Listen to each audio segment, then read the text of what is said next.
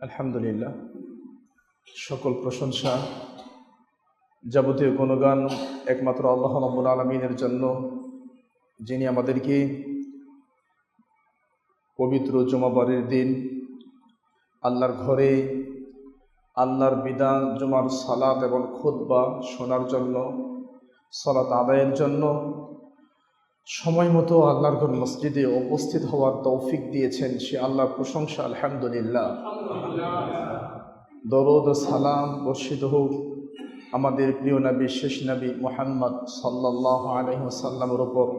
আল্লাহুম্মা সাল্লি আলাইহি আল্লাহুম্মা বারিক আলাইহি। সম্মানিত সমবেত মুসল্লিবৃন্দ, আজকের জুমার সংক্ষিপ্ত খুতবার বিষয় বিজাতীয় সংস্কৃতির কুপ্রভাব। আজকের জুমার সংক্ষিপ্ত খুতবার বিষয় বিজাতীয় সংস্কৃতির কুপ্রভাব। শুরুতে আমরা জানব বিজাতীয় কি জিনিস।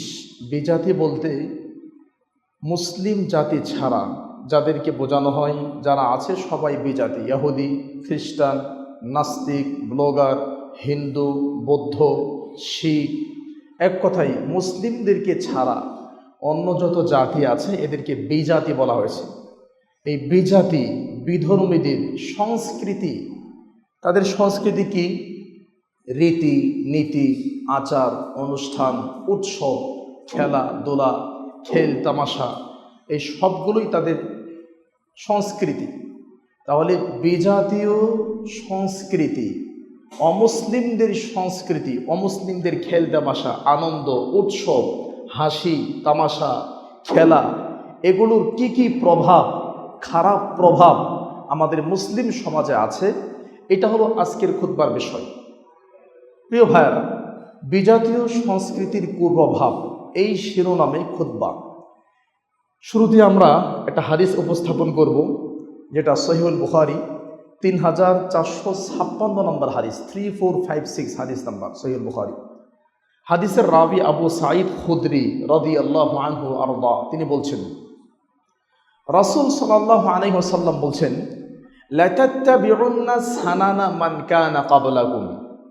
লাতাত্তাবিউন্না, অবশ্যই অবশ্যই তোমরা অনুসরণ করবা, অনুকরণ করবা, চলবা, তাদের দিকে যাবা। সানানা মান কানা ক্বাবলাকুম, তোমাদের পূর্ববর্তী ইহুদি, খ্রিস্টান, অমুসলিম, বিজাতি যারা আছে এদের সংস্কৃতির দিকে। মুসলিম জাতি, আল্লাহর নবীরই উম্মত আমরা। আল্লাহর নবী বলছেন সহিহুল বুখারীর 3456 নম্বর হাদিস, এই জাতি আমরা অবশ্যই অবশ্যই পূর্ববর্তী জাতিকে ফলো করব, অনুসরণ করব, আনুগত্য করব, তাদের পথে চলব। তাদের সংস্কৃতি, সভ্যতা, তাদের কাছে যেটা ভদ্রতা, তাদের আচার অনুষ্ঠান, তাদের খেল তামাশা, খেলাধুলা, এগুলো আমরা গ্রহণ করব। এটা আমাদের নবী 1450 বছর আগে বলে গেছেন। ইমাম বুখারী তার সহিহ বুখারীতে জায়গা দিয়েছেন। এবার আল্লাহর নবী বলছেন, শিবরান বি শিবরিন, একটা হলো হ্যাঁ তোমরা তাদের মতো চলবা। কেমন চলবা? শিবরান বি শিবরিন, গজে গজে, জেরাআন বি জেরাআন, হাতে হাতে, মানে বিগত বিগতে, কদমে কদমে, তারা যেমনি হাঁটবে তোমরা তেমনি হাঁটবে। সেকেন্ডে সেকেন্ডে, মুহূর্তে মুহূর্তে, সর্বক্ষেত্রেই মুসলিম উম্মাহ আমরা, নামদারি মুসলমান, যারা রাত 3টা বাজে খেলা দেখার জন্য সারা রাত জেগে আছে, তারা 40 মিনিটের খুতবা শোনার জন্য এখনো মসজিদে আসতে পারে নাই। এই নামধারী মুসলমান, যারা রাত 3টা বাজে খেলা শুরু হবে, আজ গতকাল রাত 3টায়, মনে করেন রাত 3টায় খেলা শুরু হবে টিএসসি মোড়ে, ঢাকা বিশ্ববিদ্যালয়ের মাঠে, সারা বাংলাদেশে রাস্তাঘাটে, হাট বাজারে, সব জায়গায় রাত 3টায় শুরু হবে বাংলাদেশ টাইম। বাংলাদেশ টাইম রাত 3টায় খেলা শুরু হবে।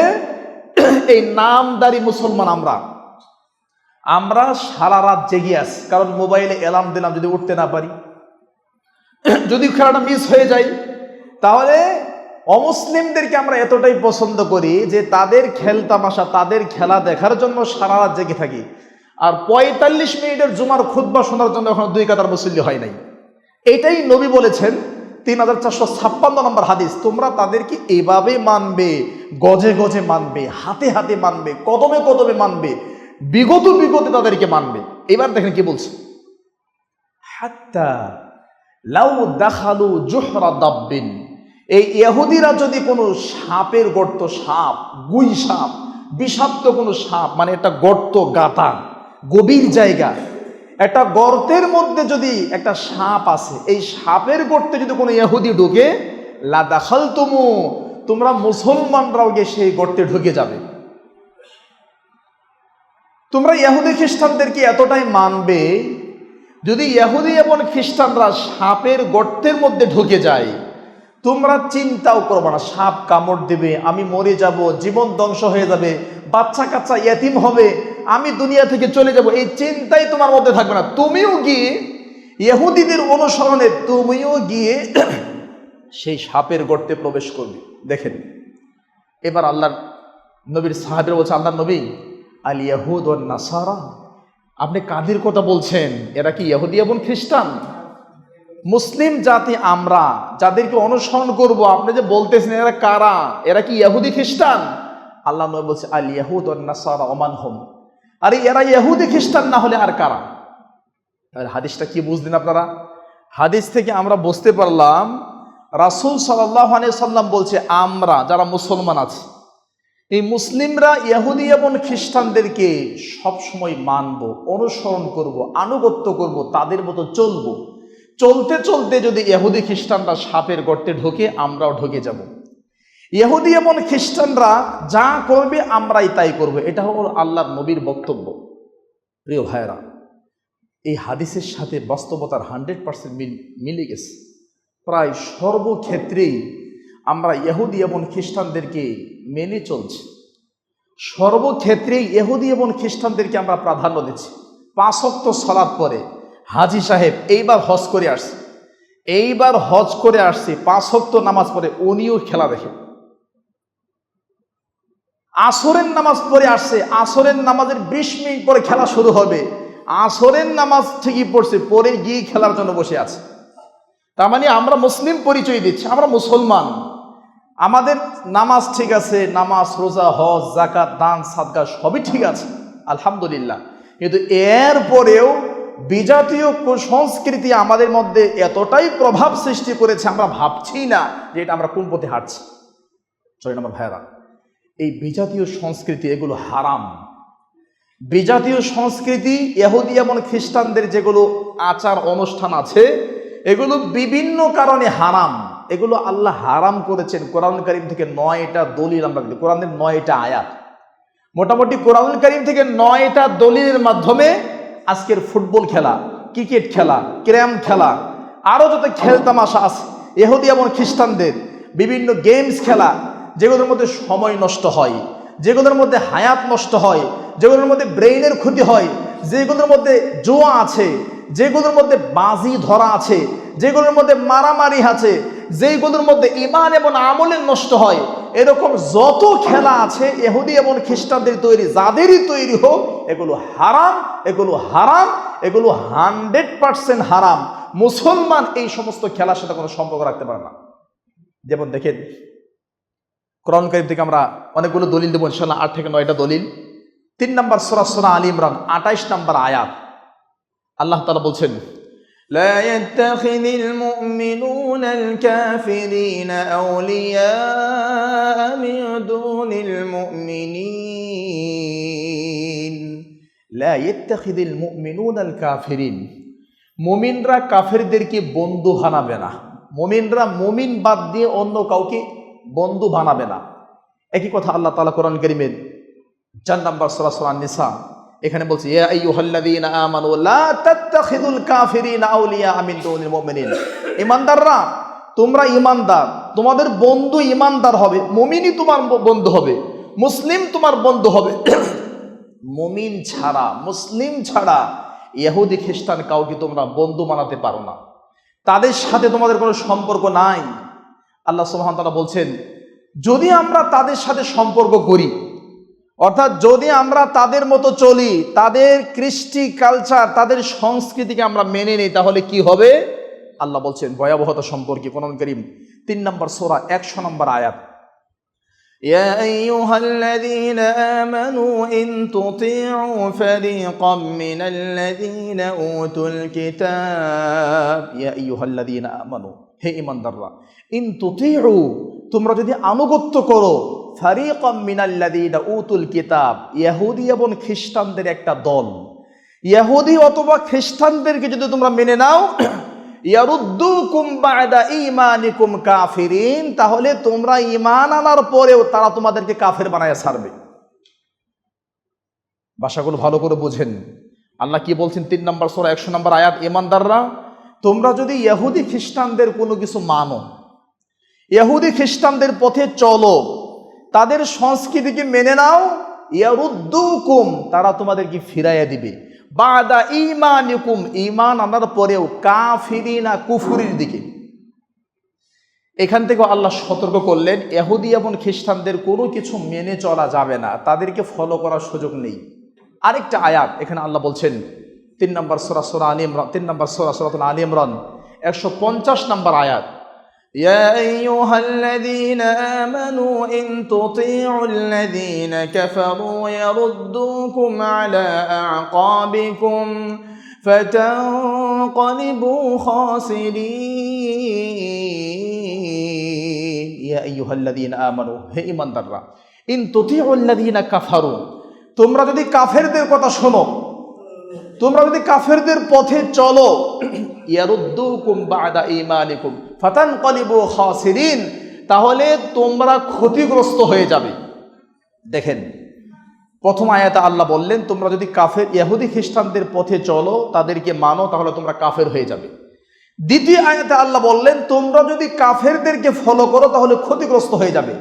3 নম্বর আয়াতে আল্লাহ বললেন কোনো মুমিন কোনো কাফেরকে বন্ধু বানাবে না। 4 নম্বর আয়াতে আল্লাহ বললেন মুমিনরা তোমরা কাফেরদেরকে বন্ধু বানাও না। 4টা আয়াত, এই 4টা আয়াত থেকে প্রমাণিত হয় কোন মুসলিম, আপনি, কোন মুসলমান, কোন মুসলিমের সন্তান ইহুদি এবং খ্রিস্টানদেরকে মানতে পারে না, ইহুদি এবং খ্রিস্টানদের পথে চলতে পারে না। চলেন আমার ভাইয়েরা, 5 নম্বর সূরা সূরাতুল মায়েদা 50 নম্বর আয়াত, এখানে আল্লাহ বলছেন يا أيها الذين آمنوا لا تتخذوا اليهود والنصارى أولياء يا أيها الذين آمنوا, হে ঈমানদাররা, لا تتخذوا اليهود والنصارى أولياء, তোমরা ইহুদি এবং খ্রিস্টানদেরকে বন্ধু বানায়ো না। আমরা যারা খেল তামাশায় ব্যস্ত আছি, আমরা যারা রাত জেগে খেলা দেখেছি মসজিদে এখনো আসি নাই, অথবা রাত জেগে খেলা দেখেছি মসজিদে এসে এখনই ঘুমাচ্ছি, অথবা রাত জেগে বিভিন্ন কাজ করেছি কিন্তু মসজিদের মধ্যে ঢুকে 15 মিনিট হয় নাই ঘুমানো শুরু করে দিয়েছি, এদেরকে আল্লাহ বলছেন লা তাত্তাখিযুল ইয়াহুদা ওয়ান নাসারা আউলিয়া, তোমরা ইহুদি এবং খ্রিস্টানদেরকে বন্ধু বানায়ো না। বা'দুহুম আউলিয়া, তারাই তাদের বন্ধু। ওয়া মান ইয়াতাওয়াল্লাহুম মিনকুম ফাইন্নাহু মিনহুম, তোমাদের মধ্য থেকে যারা ইহুদি এবং খ্রিস্টানদেরকে বন্ধু বানাবা তোমরাও ইহুদি খ্রিস্টান হয়ে যাবে। নাউযুবিল্লাহি মিন যালিক। আমার ভাই, আমি কোরআন থেকে প্রায় 8 থেকে 9টা দলিল বললাম। যেমন 2 নম্বর সূরা আল বাকারা 120 নম্বর আয়াত, আল্লাহ বলছে ইহুদি খ্রিস্টানদের দ্বারের কাছে যাওয়া যাবে না। 3 নম্বর সূরা আল ইমরান 28 নম্বর আয়াত, ইহুদি খ্রিস্টানদের দ্বারের কাছে যাওয়া যাবে না। 3 নম্বর সূরা 100 নম্বর আয়াত, ইহুদি খ্রিস্টানদেরকে ফলো করলে তোমরা কাফের হয়ে যাবা। 3 নম্বর সূরা 151 নম্বর আয়াত, ইহুদি খ্রিস্টানদেরকে ফলো করলে তোমাদের ইহকাল পরকাল শেষ। 5 নম্বর সূরা 50 নম্বর আয়াত, ইহুদি খ্রিস্টানদেরকে মানলে তোমরাও ইহুদি খ্রিস্টান হয়ে যাবে। 5 নম্বর সূরা 57 নম্বর আয়াত, ইহুদি খ্রিস্টানদেরকে ফলো করো না কারণ তারা তোমাদের দিন নিয়ে খেলতামাশা করে। 5 নম্বর সূরা 82 নম্বর আয়াত, ইহুদি এবং খ্রিস্টানরা মুসলমানদের জন্য, বিশেষ করে ইহুদিরা পৃথিবীতে মুসলমানদের সবচাইতে বড় দুশমন। এরপরে সূরা মুমতাহিনা, এখানে আল্লাহ তাআলা বলছেন লা তাত্তাখিযু আদুওয়ি ওয়া আদুওয়াকুম, ইহুদি এবং খ্রিস্টান আমার দুশমন, তোমাদের দুশমন। আল্লাহ বলছে এরা আমারও শত্রু, তোমাদেরও শত্রু, এরা আমার দুশমন, তোমাদের দুশমন, এদেরকে তোমরা বন্ধু বানায়ো না। তাহলে আমার প্রিয় ভাইরা, কোরআন থেকে 9টা দলিল দিলাম যেখানে সূর্যের মতো স্পষ্ট হয় কোন মুসলমান যে নিজেকে মুসলমান দাবি করে, যার বাবা মুসলমান, যার মা মুসলমান, অথবা মুসলিম পরিবারে জন্মগ্রহণ করেছে, অথবা মুসলিম অধ্যুষিত এরিয়ায় থাকে, অথবা মুসলিমদের গ্রামে থাকে, অথবা যেভাবেই হোক মুসলমান পরিচয় দেয়, তাদের জন্য কোনো অবস্থাতেই জায়েজ নাই ইহুদি এবং খ্রিস্টানদেরকে মানা, অনুগত্য করা, অনুসরণ করা, তাদের পথে চলা, তাদের সংস্কৃতিকে মানা, তাদের মতো হাঁটা, তাদের মতো চুল কাটা, তাদের খেলা দেখা, তাদের পোশাক পরা, তাদের স্টাইলে কথা বলা, তাদের মতো ঘুমানো, তাদের মতো খাওয়া, তাদের মতো পড়া।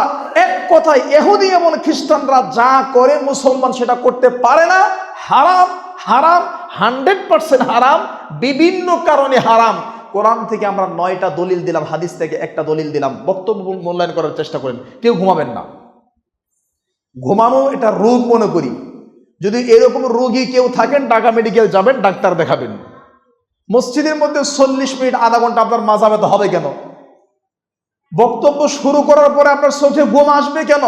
এটা কয়েকটা কারণ হতে পারে। আপনি হারাম খান, আপনার শরীরের মধ্যে হারাম রক্ত আছে, এই জন্য কোরআন সুন্নাহর কথা ঢুকলেই আপনার রক্ত জমে যায়।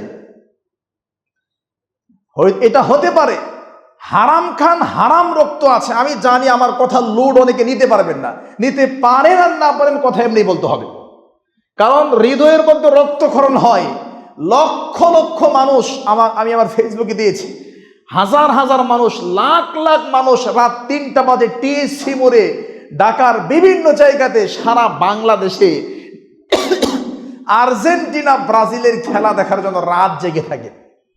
চোখের মধ্যে ঘুম নাই, কারো মাথা ব্যথা নাই, কারো মাথা ব্যথা নাই, কারো আগামীকাল চাকরি দোকানের টেনশন নাই, খেলা দেখতে হবে আর্জেন্টিনা ব্রাজিলের খেলা। এরা নাকি মুসলমান। আমার লজ্জা লাগে, শরম লাগে। এই সমস্ত নামদারি মুসলমানরা কিভাবে মুসলমান হতে পারে? যারা 40 বছর বয়স হয়েছে, এখনো 40 দিন ফজরের নামাজ জামাতের সাথে পড়ে নাই, এরকম মুসলমানের বাচ্চা অনেক আছে। 40 বছর বয়স হয়েছে, 40 বছরে 40 দিন ফজরের নামাজ জামাতের সাথে পড়ে নাই। এরাই প্রতি বছর যখনই খেলার সময় আসে, সারা রাত জেগে এই ইহুদি এবং খ্রিস্টানরা, যারা সুযোগ পেলে আপনার মাথার মধ্যে পেশাব করে দিবে, ইহুদি এবং খ্রিস্টানরা যারা সুযোগ পেলেই আপনার মাথার মধ্যে টয়লেট করে দিবে, দেখতেই পাচ্ছেন ওই ইহুদি এবং খ্রিস্টানদেরকে আপনারা দোলাবাই বানাইছেন। নাউজুবিল্লাহি মিন যালিক। আমার ভাই, ভারাক্রান্ত হৃদয়ে কথাগুলো বলতে হচ্ছে। এটা অমুসলিমদের একটা বিরাট বড় খারাপ জিনিস। ভালো করে খেয়াল করেন। 1963 সাল, আজ থেকে প্রায় 149 বছর আগে ইংল্যান্ডের মাটিতে ইংরেজরা জন্ম দিয়েছে এই ফুটবল খেলা। 1863 সালে, আজ থেকে প্রায় 150 বছর আগে এই ইংল্যান্ডের মাটিতে ইংরেজরা, এই ইহুদি এবং খ্রিস্টানরা, এরা ফুটবল খেলা জন্ম দিয়েছে। আর ওই ফুটবল খেলা, 150 বছর আগের ফুটবল খেলা এখন এতটাই জনপ্রিয়তা লাভ করেছে, 1450 বছর আগে মুহাম্মদ সাল্লাল্লাহু আলাইহি সাল্লামের নিয়ে আসা দিন ধর্ম, এটার তেমন ভ্যালু নাই। কথা বোঝেন না আপনারা, কেউ কথা বলবেন না। ভালো করে খেয়াল করেন। আল্লাহর নবী যেই দিন নিয়ে আসছে, এটার বয়স কত? প্রায় 1450 বছর। দিন যত যায়, জিনিসের প্রসিদ্ধতা তত বেশি অর্জন হয়। দিন যত যাবে, জিনিসটাকে তত মানুষ চিনবে। আমাদের ত্রিমোহনী পশ্চিমপাড়া আহলে হাদিস মসজিদ, এটা 10 বছর আগে যতটা পরিচিত ছিল না, 10 বছর পরে অনেক বেশি পরিচিত হয়েছে। আরো 50 বছর পরে আরো বেশি পরিচিত হবে, এটাই ঠিক, কম হবে না। তো আল্লাহর নবী যে দিন নিয়ে আসছে, আল্লাহর নবী যে কোরআন নিয়ে আসছে, আল্লাহর নবী যে হাদিস নিয়ে আসছেন, আল্লাহর নবী যে সংস্কৃতি সভ্যতা নিয়ে আসছে, 1450 বছর আগের নিয়ে আসা সংস্কৃতি ইসলাম, 1450 বছর আগের নিয়ে আসা এই দিন, আর মাত্র 150 বছর আগের নিয়ে আসা ইংল্যান্ডে খ্রিস্টানদের তৈরি, ইহুদিদের তৈরি, ইংরেজদের তৈরি এই ফুটবল খেলা এখন ইসলামের চাইতে অনেক জনপ্রিয় হয়ে গেছে। এই ফুটবল খেলা নামাজের চাইতে অনেক জনপ্রিয় হয়ে গেছে, রোজার চাইতে, অনেক ইবাদতের চাইতে মুসলমানদের কাছে অনেক বেশি জনপ্রিয় হয়ে গেছে। নাউজুবিল্লাহি মিন যালিক। আমি অনেক বোঝাতে পারি নাই। 1450 বছর আগে মুহাম্মদ সাল্লাল্লাহু আলাইহি সাল্লাম যে দিন নিয়ে আসছে, এটা কি পরিমাণ জনপ্রিয় হওয়া দরকার ছিল। 150 বছর আগের ফুটবল খেলা যদি দেখার জন্য রাত 3টা পর্যন্ত আপনি বসে থাকেন, তা 1450 বছর আগে নিয়ে আসা এই দ্বীনের জন্য, এই নামাজের জন্য আপনাকে আরো বেশি গুরুত্ব দেওয়া দরকার ছিল। কিন্তু মুসলমান দাবি করছি, আল্লাহ আমাদেরকে হেদায়েত দান করুক, আল্লাহুম্মা আমিন। আমি ওই বিষয়ে একটু পরেই যাচ্ছি, কারণ জুমার খুতবা শুরুতে যদি মুসল্লি ওভাবে আসে তাহলে কথা বলা যায়, মুসল্লি না থাকলে কথা বলা যায় না, গুরুত্বপূর্ণ কথাগুলো ছুটে যায়। আমার ভাই, তাহলে আমরা জানলাম বিজাতীয় সংস্কৃতি কি, 1। 2 নাম্বার, বিজাতীয় সংস্কৃতি হারাম, কোরআন থেকে আমি 9টা দলিল দিয়েছি। 3 নাম্বার, বিজাতীয় সংস্কৃতি কেউ মানলে সে জাহান্নামে যাবে। 11 নাম্বার সূরা হুদ, আল্লাহ বলছে ওয়ালা তারকানু ইলাল্লাযিনা যালামু, জালেমদের দিকে তোমরা যাও না, ফাতামাসসাকুমুন নার, তাহলে জাহান্নামের আগুন তোমাদেরকে পাকড়াও করবে। নাউযুবিল্লাহি মিন যালিক। এবার দেখেন, বিজাতীয় সংস্কৃতি তো অনেক দূরের কথা, ইহুদি এবং খ্রিস্টানদের নিয়ম নীতি তো অনেক দূরের কথা। আরে ইসলামের যে নিয়মগুলো আছে, ইসলামের বিধান, ইবাদত বন্দিগির সাথেও যদি ইহুদি খ্রিস্টানদের কিছু মিলে যায়, আল্লাহর নবী মুহূর্তের মধ্যে এটা লাথি মেরে ছেড়ে দিয়েছেন। বুঝেননি মনে হয়? যেমন সিয়াম আমরা রাখি, ইহুদিরাও সিয়াম রাখে। আমরাও ইফতার করি, ইহুদিরাও ইফতার করে। আমরাও সাহারি খাই, ইহুদিরাও সাহারি খায়। আমরাও সিয়াম রাখি আশুরাই মুহররম, ইহুদিরাও আশুরাই মুহররমের সিয়াম রাখে। সিয়াম তো ইবাদত, আমরা করি, কিন্তু আল্লাহর নবী এই ক্ষেত্রেও ইহুদি খ্রিস্টানদের সাথে মিল রাখেন নাই। কেমনে দেখবেন? দেখেন তো প্রিয় ভাইয়েরা, সহিহ মুসলিম 1134 নম্বর হাদিস, রাসূল সাল্লাল্লাহু আলাইহি ওয়াসাল্লাম বলছেন, আফদালুস সিয়াম বা'দা রমাদান শাহরুল্লাহিল মুহাররম, রমজান মাসের পরে সবচাইতে দামি সিয়াম রোজা হলো মুহররম মাসের সিয়াম। মুহররম মাসের 2টা সিয়াম 1 বছরের পাপ মাফ হয়। তো আল্লাহর নবী মক্কা থেকে মদিনায় গিয়ে দেখলেন ইহুদিরা সিয়াম রাখছে। এই ইহুদিরা, তোমরা কিসের সিয়াম রাখছো? বলছে এই দিনে আল্লাহ তাআলা মূসা আলাইহিস সালাম আমাদের নবীকে ফেরাউনের কবল থেকে নাজাত দিয়েছে, এই জন্য আমরা সিয়াম রাখছি। তখন আল্লাহ নবী বলেন, নাহনু আহাক্কু বিমূসা মিনকুম আমরা বিসিয়ামি, আরে তোমরা ইহুদি হয়ে যদি সিয়াম রাখতে পারো মূসাকে ভালোবেসে, মূসা তো আমার ভাই, আমিও নবী, উনিও নবী, আমার ভাই, তোমরা যদি সিয়াম রাখতে পারো আমিও রাখতে পারি। শোনো সাহাবায়ে কেরাম, তোমরা সিয়াম রাখো। তাহলে ইহুদিরাও 10 তারিখ সিয়াম রাখে, মুসলমানরা 10 তারিখ সিয়াম রাখে। নবী বললেন, শোনো, লাইন বাকাইতু আল আমাল কামিল, আগামী বছর যদি আমি বেঁচে থাকি, সিয়াম ওরাও রাখে আমরাও রাখি, ওরাও একটা আমরাও একটা, জিনা ওদের সাথে মিল রাখা যাবে না। আগামী বছর যদি বেঁচে থাকি তাহলে আমি 2টা রাখবো, 9, 10 বা 10, 11। এই দেখেন, সিয়ামের ক্ষেত্রে নবী ইহুদিদের সাথে মিল রাখে নাই। সিয়ামের ক্ষেত্রে আল্লাহর নবী রোজা ইবাদত, এই ক্ষেত্রে আল্লাহর নবী ইহুদিদের সাথে মিল রাখে নাই। ফুটবল খেলা, ক্রিকেট খেলা, কিসের নেইমার, কিসের মেসি, এদের সাথে আপনি মিল রাখে চলেন। সিয়ামের ক্ষেত্রে আল্লাহর নবী মিল রাখে নাই, আপনি কিসের ফুটবল খেলায় দৌড়াচ্ছেন? ভালো করে খেয়াল করতে হবে আমার ভাই। সিয়ামের পরে কি ইফতার করতে হবে, সাহারি খাইতে হবে। সহিহ বুখারী 1923 নম্বর হাদিস, 1923 হাদিস নাম্বার। আল্লাহ নবী বলছে তোমরা সাহারি খাও, কারণ ইহুদিরা সাহারি খায় না। তাসাহারু ফা ইন্না ফিস সুহুরি বারাকা, ইহুদিরা সাহারি না খেয়ে সিয়াম রাখে, তোমরা সাহারি খাও, এদের বিরোধিতা করো। এরপর যদি দেখেন সহিহ বুখারী 1953 নম্বর হাদিস, সহিহ মুসলিম 1098 নম্বর হাদিস এবং আবু দাউদের 2353 নম্বর হাদিস, 3টা হাদিস। আল্লাহর নবী বলছেন, লা ইয়াসালুন নাসু বিখাইরিন মা আজ্জালুল ফিতর, তোমরা যতদিন তাড়াতাড়ি ইফতার করবা ততদিন তোমরা মঙ্গলের পথে থাকবা। কারণ কি? ইহুদি খ্রিস্টানরা দেরি করে ইফতার করে, তোমরা দেরি করিও না। ইফতার করা ইবাদত, সিয়াম রাখছেন আল্লাহর জন্য, ইফতার করবেন আল্লাহর জন্য, ইফতার করা ইবাদত। কিন্তু ইহুদিরা দেরিতে করে, তোমরা দেরিতে না, তোমরা তাড়াতাড়ি করে, টাইম মতো করো। এখানেও ইহুদিদের সাথে বিরোধিতা। সুবহানাল্লাহ। শুধু কি তাই? ভালো করে খেয়াল করেন, আমি কয়েকটা পয়েন্ট বলবো দাড়ি রাখার ব্যাপারে। সহিহ বুখারী হাদিস নাম্বার 5992, আল্লাহ নবী বলছে, খালিফুল মুশরিকিন, মুশরিকদের বিরোধিতা করো, ওরা ক্লিন করে তোমরা ছেড়ে দাও, ওরা স্টাইলে কাটে তোমরা ছেড়ে দাও, ওরা এখানে একটু কাটে এখানে একটু ছাড়ে তোমরা ছেড়ে দাও। কিন্তু আমরা কি করছি আমার ভাই? এখানে 3টা কথা মনে রাখবেন। দাড়ি রাখা ওয়াজিব, দাড়ি কাটা হারাম, কবিরা গুনাহ। যারা মুসলমান যুবক যারা আছেন আমার সামনে, যারা অনলাইনে শুনছেন, দাড়ি কাটা হারাম। যারা দাড়ি কাটে হারাম কাজ করেছে, যারা ইহুদি খ্রিস্টানদের স্টাইলে কাটে তারা আরেকটা হারাম কাজ করেছে। যারা দাড়ি কাটছে হারাম কাজ করছে। নেইমার স্টাইলে, মেসির স্টাইলে বা অন্য কোনো তারকার স্টাইলে কাটছে, এখানে একটু কাটছে, তারা আরেকটা হারাম কাজ করছে। আর যারা বলে যে এইভাবে কাটলে তো সুন্দর দেখা যায়, একদম পুরোপুরি রাখলে জঙ্গল দেখা যায়, এমনি রাখলে ভালো দেখা যায়, তাহলে ও বেঈমান হয়ে গেছে। কথা তিনটা: এক, দাড়ি রাখা ফরজ ওয়াজিব, রাখতেই হবে বাধ্য। দুই, দাড়ি কাটা হারাম। তিন, যারা কাটে নেইমার মেসি বা বিভিন্ন স্টাইলে কাটে তারা দুইটা হারাম কাজ করে। তিন, যারা বিভিন্ন স্টাইলে কাটে আর বলে এটাই ঠিক আছে, এটাই ভালো লাগে, ইসলাম যে বলছে পুরোপুরি রাখতে আর সাথে এটাই ভালো লাগে, এটা বললো বেঈমান হয়ে গেছে, কাফের হয়ে গেছে, ইসলাম থেকে বের হয়ে গেছে। দলিল 26 নম্বর পারা 6 নম্বর পৃষ্ঠা সূরা মুহাম্মদ। আল্লাহর নবী যে দিন নিয়ে আসছে, নবীর আদর্শের উপর অন্য কারো আদর্শকে প্রাধান্য দেওয়া। তাহলে আমার ভাই দাড়ির ব্যাপারে গেল, এবার নবী বলছেন সহিহ বুখারী 5992 নম্বর হাদিস যে মুছ ছোট করতে হবে। আমরা মুছ ছোট করি না, মুছ এত বড় করি যে আমাদের মুছগুলো আমাদের মুখের ভিতরে ঢুকে যায়, এটাও অন্যায়।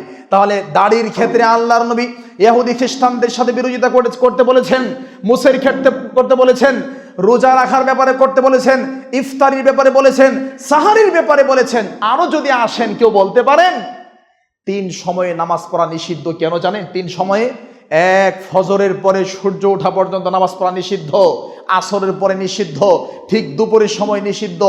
এই 3টা সময়ে নামাজ পড়া যায় না, নিষেধ। কেন? এই 3 সময় ইহুদি খ্রিস্টানরা ইবাদত করে।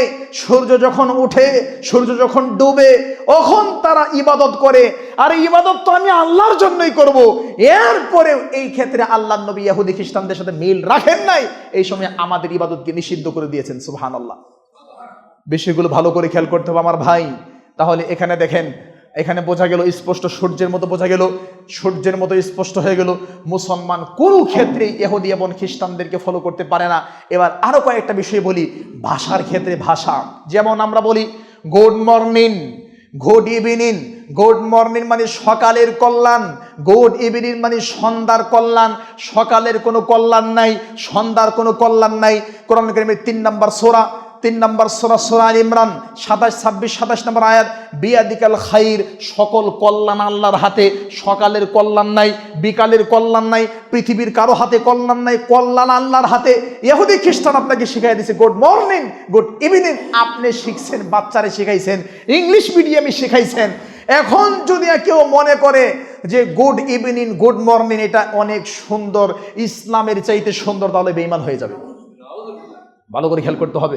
এরপর আমার ভাই আসসালামু আলাইকুম ওয়া রাহমাতুল্লাহ বলতে হয়, সালাম না দিয়ে হাই হেলো বলা এটা মুসলমানদের কথা নয়। আল্লাহ বলছে আল বাদি বিস সালাম বারিউম মিনাল কিবির, আগে সালাম দিলে অহংকার থেকে মুক্ত হয়। আর সালাম ক্বাবলাল কালাম, যদি হাদিস নিয়ে কথা আছে, কথা বলার আগে সালাম দিতে হবে, কিন্তু আমরা ধরেই যদি হাই হেলো বলি, এটাও তাদের অনুসরণ। এরপর যখন বিদায় নিয়ে চলে যাচ্ছেন, আপনার বাচ্চা আপনাকে টাটা বলছে, বাই বাই বলছে, এই টাটা বাই বাই এটা ইসলামের সৌন্দর্যতা নয়। ইসলামের সৌন্দর্যতা হলো, আল্লাহর নবীর আদর্শ হলো কি বলা, যে আস্তাউদিউল্লাহ দীনাকা ওয়া আমানাতাকা ওয়া খাওয়াতিম আমালিক। বাবা, আমি তোমাকে দিন, ধর্ম, তাওহীদ, আকীদার উপর তোমাকে বিদায় দিলাম, আল্লাহ তোমাকে হেফাজত করুক, এটা বলতে হবে। আপনি বললেন যে আল্লাহ রাসূলের জিম্মাই ছেড়ে দিলাম। আরে রাসূলের কিসের জিম্মা? রাসূল তো আপনাকে সাহায্য করতে পারে না। বলতে হবে আল্লাহর তত্ত্বাবধানে তোমাকে ছেড়ে দিলাম। এগুলো অনেকটাই আমাদের অন্য দিক থেকে আসছে। পোশাকের ক্ষেত্রে যদি আসেন, সময় খুবই কম, জুমার খুতবা সময় অল্প। পোশাকের ক্ষেত্রে আমরা ইহুদি খ্রিস্টানদেরকে ফলো করছি কিভাবে?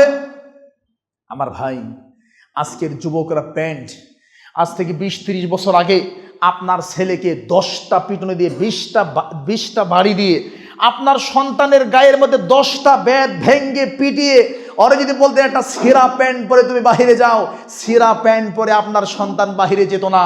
এখন বসুন্ধরা, যমুনা ফিউচার পার্কে গিয়ে 4000-5000 টাকা দিয়ে যে প্যান্টটা কিনা, ওই প্যান্টটার এই দিক থেকে ছেঁড়া, নতুন প্যান্টটাই ছেঁড়া। আর এই প্যান্টটাই, এটাই নাকি সংস্কৃতি, এটাই নাকি সৌন্দর্যতা। এটাই সহিহ বুখারী 3456 নম্বর হাদিস। ইহুদি এবং খ্রিস্টানরা সাপের গর্তে ঢুকলে তোমরাও ঢুকবা। ইহুদি এবং খ্রিস্টানরা টয়লেট খাইলে তোমরা টয়লেট খাবা। ইহুদি এবং খ্রিস্টানরা পেশাব খাইলে তোমরা পেশাব খাইবা। ইহুদি এবং খ্রিস্টানরা ল্যাংটা হয়ে ঘুরলে তোমরা ল্যাংটা হয়ে ঘোরাকে পছন্দ করবা, নাহলে 20 বছর আগে আপনার ছেলে ছিঁড়া কাপড় পরে বের হয় না, এখন ছিঁড়া কাপড় নতুন হিসাবে মার্কেট থেকে কিনে নিয়ে আসে। এর চেয়ে বড় গাদা আর কি আছে? এটাই হলো ইহুদি এবং খ্রিস্টানদের অনুসরণ। আমার ভাই, এই ইহুদি এবং খ্রিস্টানদের অনুসরণে এই ঈদের 2 দিন পরে চট্টগ্রাম প্রোগ্রামে গিয়েছিলাম। চট্টগ্রাম সাতকানিয়া থেকে প্রোগ্রাম করে একটা ওলিমা অনুষ্ঠানে গেলাম। এক ভদ্রলোক আফসোস করে বলছে, আমি বললাম যে আপনার সন্তান দাড়ি এমনি কাটছে কেন? বয়স কত? বলো 16 বছর 17 বছর। 16 বছরের ছেলে দাড়ি এভাবে কেটেছে। তো আমাকে বলছে ঈদের আগের দিন দাড়ি, চুল আর হাতের নখ কাটছে 4000 টাকা ভিন। তার মানে জোরাইন যাত্রাবাড়ি কি একটা কি জানে আছে, এখানে বিভিন্ন জায়গাতে কি জানি এরকম আছে ভিআইপি জায়গা, ওখানে গেলে দাড়িগুলো সাইজ করে কেটে দেয়, মাথার চুল কেটে দেয় আর নখগুলো কেটে দেয়, বিল নেই 4000 টাকা। অথচ এই 4000 টাকা গ্রামের বহু মানুষ আছে যাদের 1 মাসের খোরাকি, 1 মাসের খাবার। আর দাড়ি কেটে নেইমার মেসির স্টাইলে, এই কুকুরদের স্টাইলে দাড়ি কেটে, চুল কেটে, নখ কেটে আপনার সন্তান 4000 টাকা দিয়ে আসছে। হারাম, কবিরা গুনাহ। এটাই ইহুদি এবং খ্রিস্টানদের অনুসরণ। আমার ভাই, বক্তব্য লম্বা করার সুযোগ নেই। আজকের যে প্রসঙ্গ, আমি কোরআন সুন্নাহ থেকে অনেকগুলো দলিল দিলাম আপনাদের সামনে। ইহুদি এবং খ্রিস্টানদেরকে অনুসরণ করার কোনো সুযোগ নেই, কিন্তু ভারাক্রান্ত হৃদয়ে বলতে হয় আমরা মুসলমান। আমার সামনে যারা বসে আছেন আপনারাও মুসলমান। কথা শক্ত হবে, আমল করার চেষ্টা করতে হবে। শক্ত কথা কেন বলছি? ভারাক্রান্ত হৃদয়ে বলতে হয় ব্রাহ্মণবাড়িয়াতে এই আর্জেন্টিনা ব্রাজিলের 2 গ্রুপে মারামারি লেগে 50 জন আহত হয়েছে। আর্জেন্টিনা ব্রাজিলের পতাকা গাছের উপর বাঁধতে গিয়ে আপনার সন্তান মারা গেছে। আর্জেন্টিনা ব্রাজিলের মোটর সাইকেল শোডাউন দিতে গিয়ে গতকাল খুলনায় একজন মারা গেছে। এই বগুড়া গাইবান্ধার এক বোকা গাধা, সেই বলছে বাবার সম্পদ বিক্রি করে 6 কিলোমিটার লম্বা আর্জেন্টিনা ব্রাজিলের পতাকা তৈরি করেছি। এর চেয়ে বড় গাধা, গদ্ধ, নির্বোধ পৃথিবীতে আর কে থাকতে পারে? এই আর্জেন্টিনা ব্রাজিলের খেলার পতাকা আমি ভারাক্রান্ত হৃদয়ে বলতে চাই, আমি কি হিন্দু, আমি কি খ্রিস্টান, আমি কি ইহুদি, আমি কি নাস্তিক? আমার সামনে কি হিন্দু বসে আছেন, আপনারা খ্রিস্টান বসে আছেন, আপনারা সবাই মুসলমান। আমার সামনে হিন্দু নাই, খ্রিস্টান নাই, নাস্তিক নাই, ব্লগার নাই, সবাই মুসলমানের বাচ্চা। যদি তাই হয়, আর্জেন্টিনা ব্রাজিলের পতাকা আমার টাকা দিয়ে আমি কিনবো কেন? আর্জেন্টিনা ব্রাজিলের পতাকা আমার বাড়ির ছাদের উপর উড়বে কেন? আর্জেন্টিনা ব্রাজিলের খেলা দেখার জন্য আমি আমার ঘরের মধ্যে টেলিভিশন কিনবো কেন? আর্জেন্টিনা ব্রাজিলের খেলা দেখার জন্য আমি বাজি ধরবো কেন? আর্জেন্টিনা ব্রাজিলের খেলা দেখার জন্য আমি জুয়া খেলবো কেন? আর্জেন্টিনা ব্রাজিলের পতাকা বাবার সম্পদ বিক্রি করে আমি কিনবো কেন? আর্জেন্টিনা ব্রাজিল কারা জানেন না? ইহুদি খ্রিস্টানদেরকে চেনেন না? এরা ফিলিস্তিন ধ্বংস করেছে, এরা গাজা ধ্বংস করেছে, এরা আরব আমিরাত, কাতার, লেবানন, জর্ডান সহকারে মুসলমানদেরকে তছনছ করে দিচ্ছে। যে ইহুদি এবং খ্রিস্টানরা আপনাদেরকে ধ্বংস করে দিচ্ছে।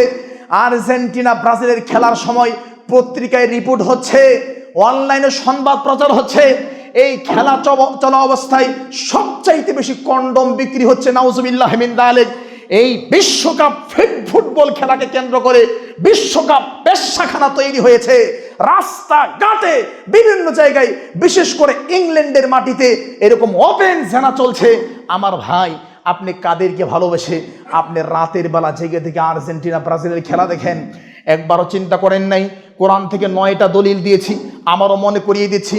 3 নম্বর সূরা 28 নম্বর আয়াত, 2 নম্বর সূরা 120 নম্বর আয়াত, 3 নম্বর সূরা 100 নম্বর আয়াত, 5 নম্বর সূরা 51 নম্বর আয়াত, 5 নম্বর সূরা 82 নম্বর আয়াত, 5 নম্বর সূরা 57 নম্বর আয়াত, 3 নম্বর সূরা 151 নম্বর আয়াত, এবার সূরা মুমতাহিনার 1 নম্বর আয়াত। এই আয়াতগুলো পড়বেন।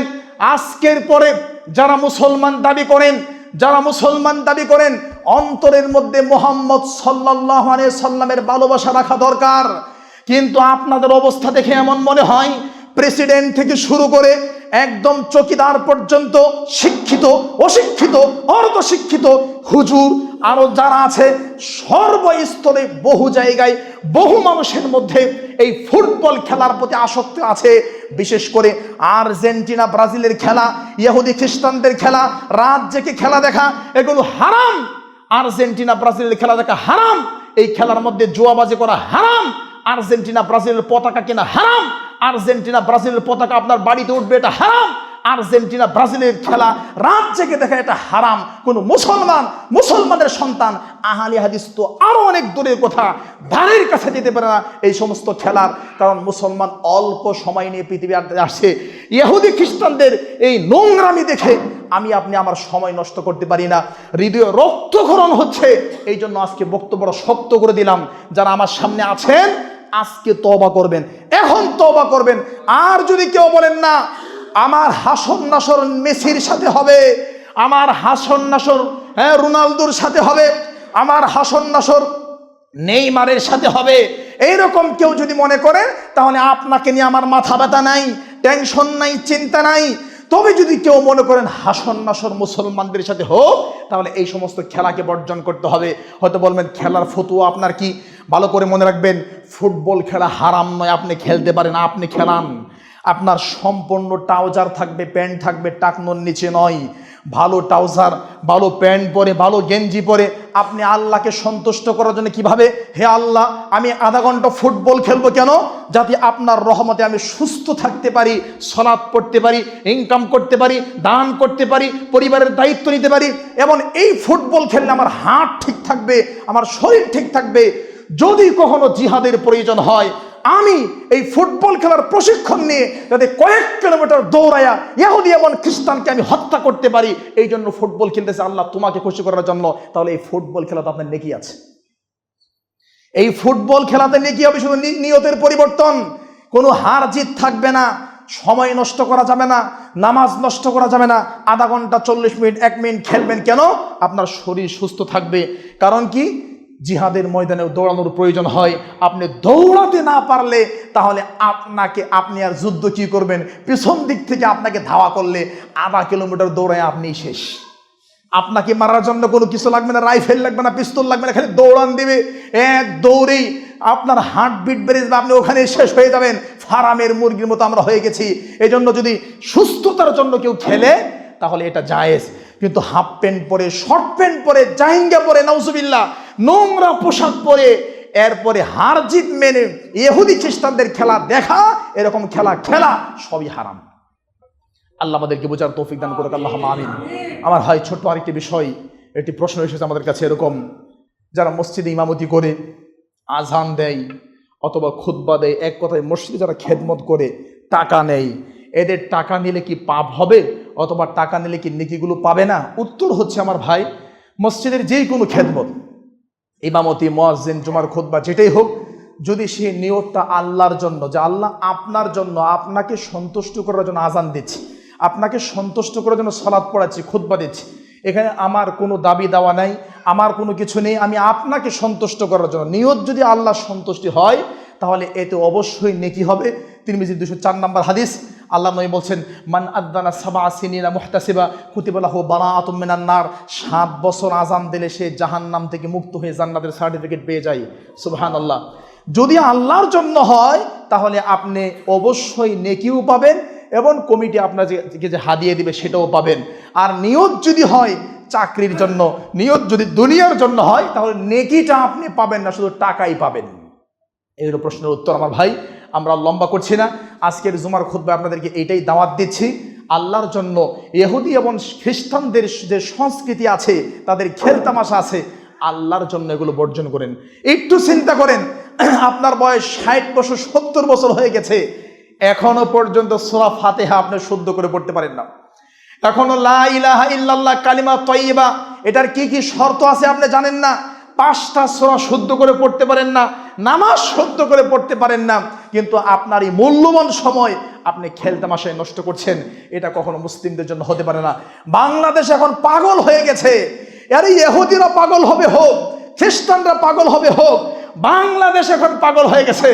একজন আমাকে বলছে সৌদি আরবতে খেলছে, কাতার, কুয়েত, ওরাও তো খেলে বা এটাকে পছন্দ করে। আমি তখন বলেছিলাম, আমার মনের মধ্যে আসছিল শেখ আব্দুর রাজ্জাকের বক্তব্য এরকম, এক পাশে যদি জিব্রাইল খেলায়, আরেক পাশে মিকাইল, মানে এই পাশে মনে করেন আর্জেন্টিনার পক্ষে জিব্রাইল খেলছে আর ব্রাজিলের পক্ষে মিকাইল খেলছে, আর খেলাটা কাবাঘরের ভিতরে হচ্ছে, তাও হারাম। এটা উনি এভাবে বলতে চাচ্ছে। আমি বলছি যদিও এটা ফেরেশতাদের জন্য যায় না। এক পক্ষে যদি ডক্টর আব্দুর রহমান সোদাইস মক্কার ইমাম খেলায়, আরেক পক্ষে যদি আব্দুর রহমান হুজাইফি মদিনার ইমাম খেলায়, আর খেলা যদি হারাম শরীফের ভিতরেও হয়, এই খেলা হারাম। কারো দলিল নেই, কোনো দলিল, কোরআন দলিল হোক কোরআন সুন্নাহ, হারাম তো হারামই।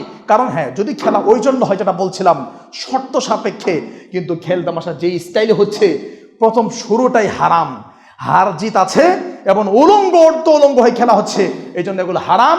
আমার ভাই উপস্থিত যারা আছেন, আজকে আপনারা তওবা করবেন আল্লাহর জন্য, যে না, আর্জেন্টিনা ব্রাজিল বলতে আমরা কিছু বুঝি না, আমরা মুসলিম, ইসলাম প্র্যাকটিস করব। এগুলো কোনো বিনোদন নয়, এগুলো কোনো আরামের জিনিস নয়, এগুলো হারাম।